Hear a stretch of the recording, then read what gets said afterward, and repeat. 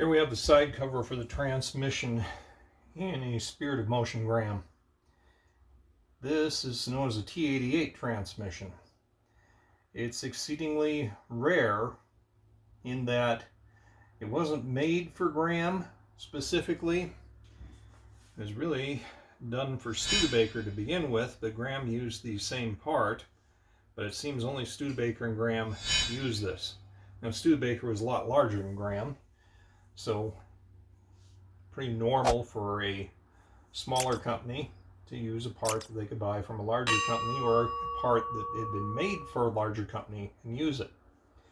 Problem with that is, though, since these are the only two companies I'm aware that use the T-88, these seals here are an issue. Studebaker International doesn't have the seals anymore. Can't find the seals anywhere. So I did source that seal there and this seal here. These came out of Europe, and they're really metric seals, but they fit the shafts that are going here. But when you look at this one, that's essentially as big as the area, and it's always scared me as to what would have to do for a solution for that. Possibly having to come around and put a step in here, make a collar and everything to do it. And I didn't really like that solution. This one was easy. You could just mill it out, and there you've got your seal. Now, what are these? These are the seals for the two shafts that control your shifting that you're going to do with your car. And this being a 39 or 40, this would be positioned this way in the car. Your two different units go like this, and they move back and forth. That's all they're ever going to do, is back and forth when you shift. So there's not a lot of movement.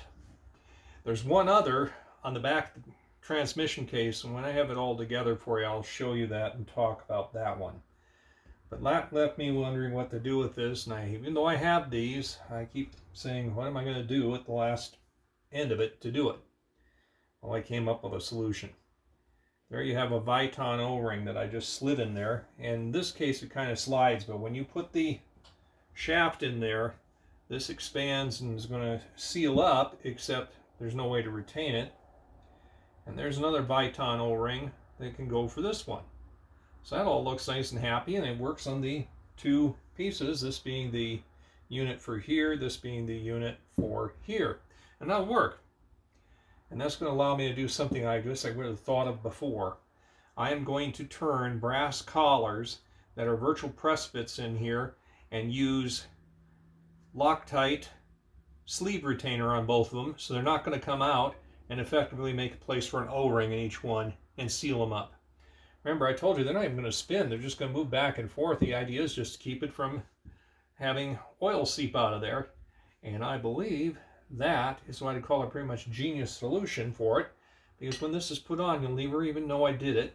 If you ever have to undo it, you just heat it up, and you'll be able to take the brass pieces out and the O-rings out. So it's possible to put it back to original if somebody wanted to go to the trouble of making original seals even.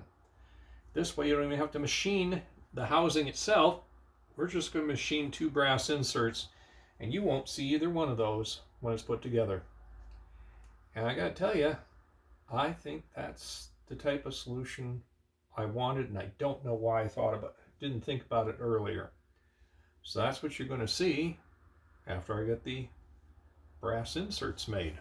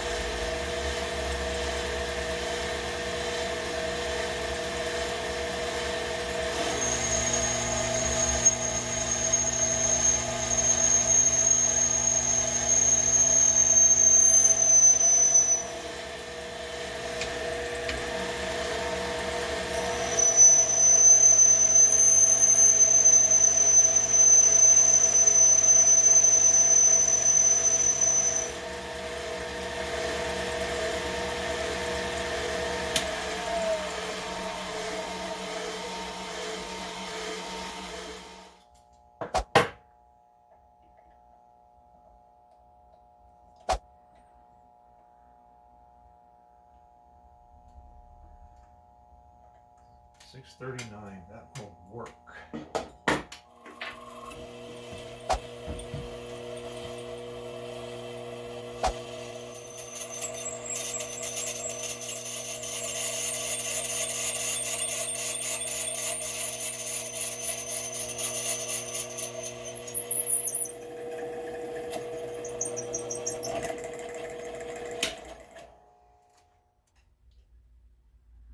We have our O-ring inside of that tall tower there. And I've got Loctite sleeve retainer that I'm going to put all the way around this.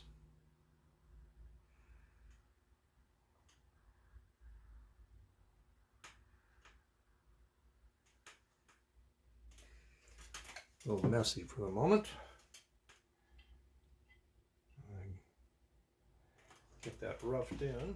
I've got about 1.5 thousandths press fit here, plus this lever retainer for any gaps, etc.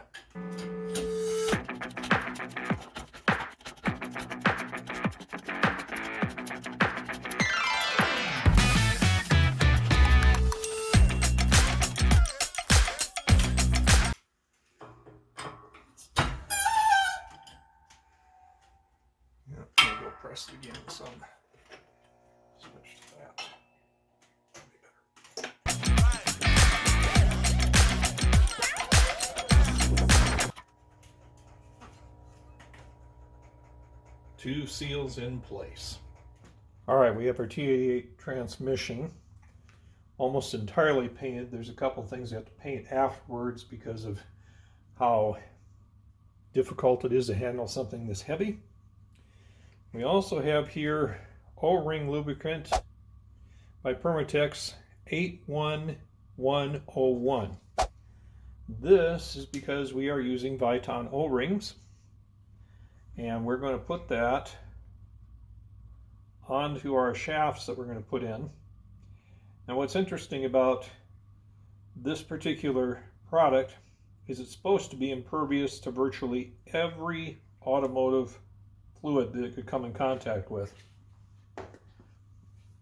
So we're going to put our little lever in. That lever goes right here. So that little lever's in. We've got our seal in there that we built for the purpose. Now we're going to put our large lever in. And this is the one I was more concerned with having the lubricant for because of the fact, and I'll have to clean it off afterwards. We're going to push it through here and get it in the O-ring.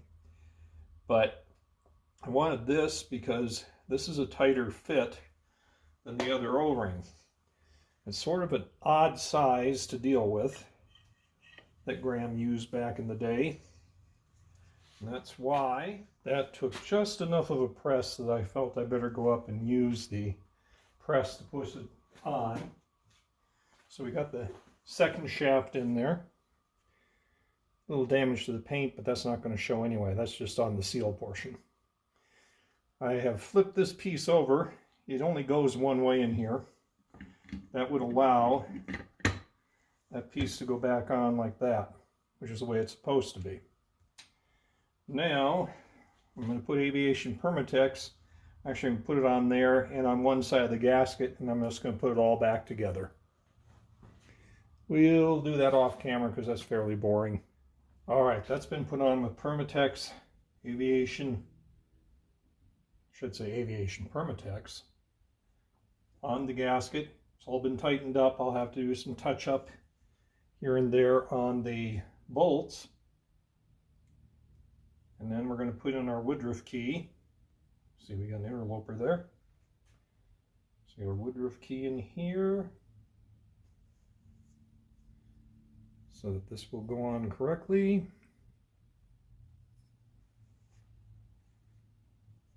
We got our 2 little levers.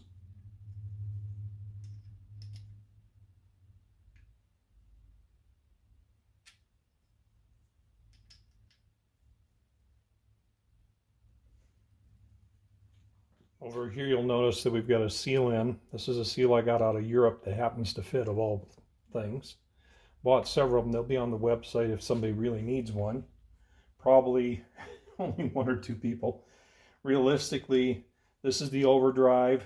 This is the regular transmission.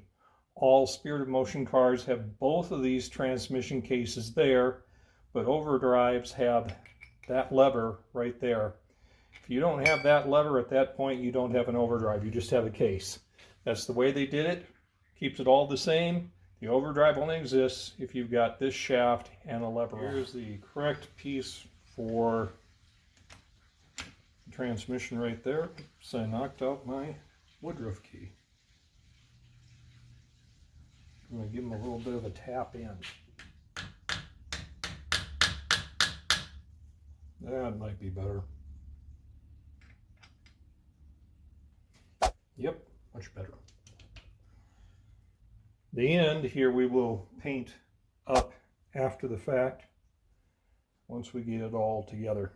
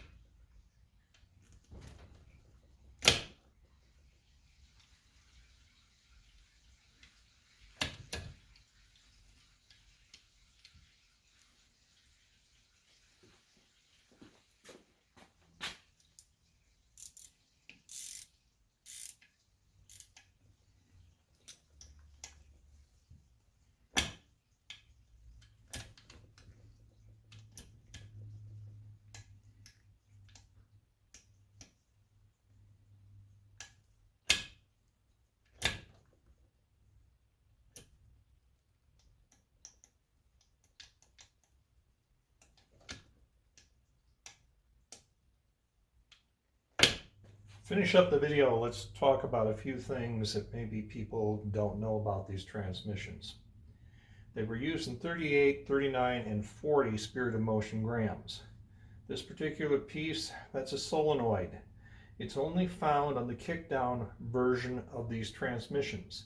It is not found on the 38s and even into some of the 39s normally because they were using up the old version that didn't have the kickdown. The kickdown allows for the equivalent of a passing gear. You can overstep your accelerator pedal.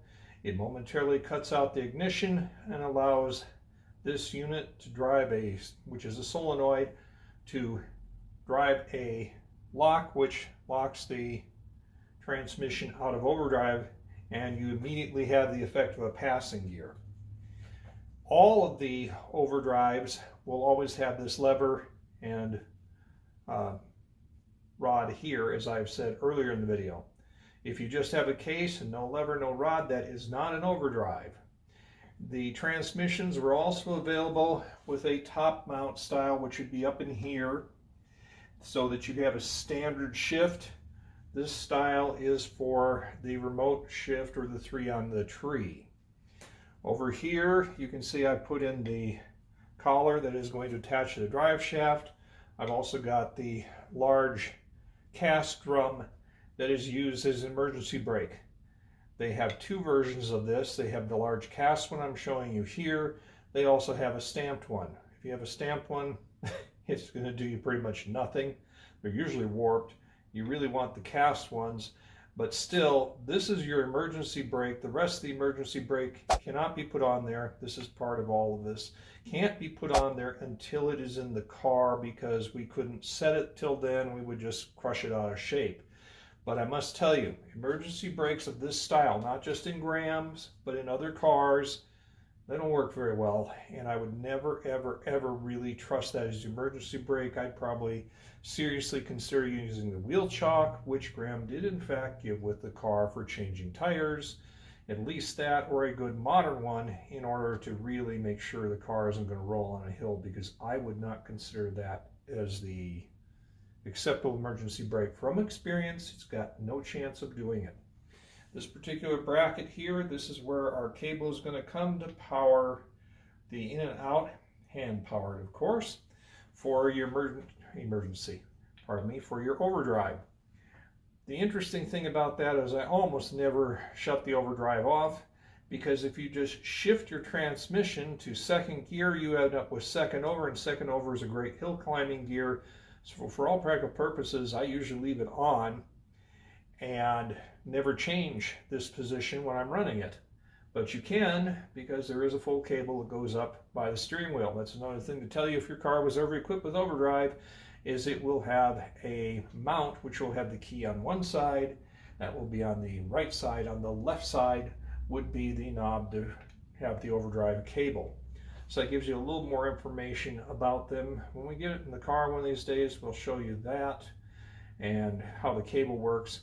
The only negative we've got right now for sure, besides we've got to obviously test our seals in real life, is this unit has been bench tested, but it could work on the bench and still not have enough power to work in the car.